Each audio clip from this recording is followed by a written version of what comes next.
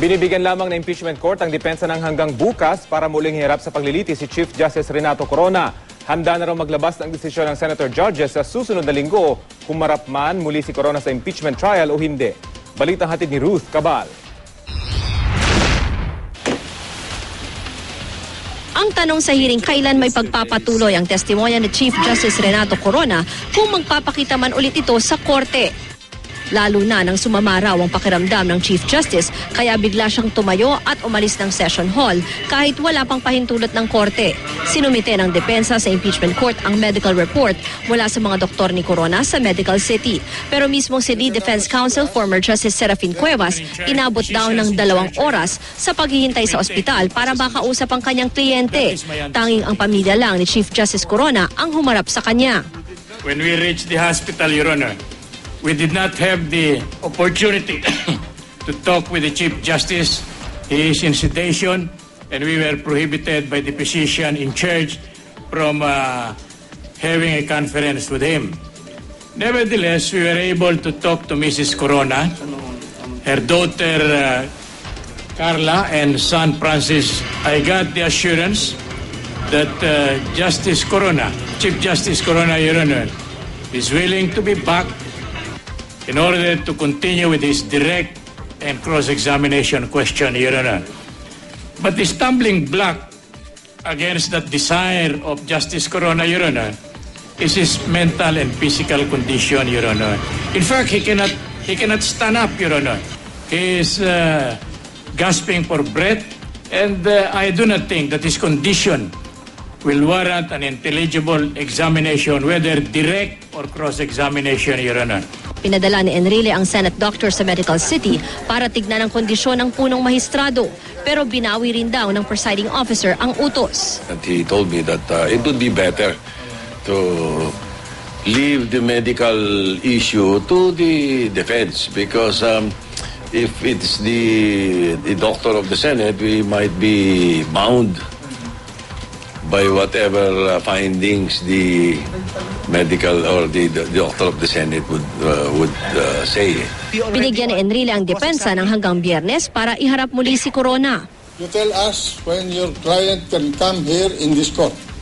Well, according to the physicians in charge, Your Honor, it may take him up to Monday. You cannot assure us, then we will make a ruling.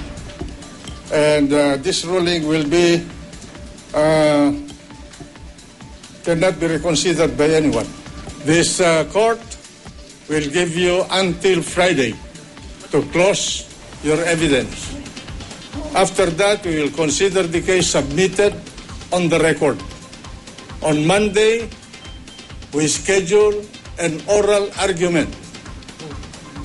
It will depend upon the court whether after the oral argument we render the judgment or we postpone it for another day. So ordered. Sakaling magpakita sa Biyernes, itutuloy pa rin daw ng depensa ang kanilang direct examination kay Corona at ang prosekusyon magsasagawa naman ng cross-examination. Tsaka posible ring mag-clarificatory questioning ang mga senador. Will you show us any bank accounts that will show us or anything to back up his story, so to speak? I do not think, Your Honor, please, that we will have to go to that extent.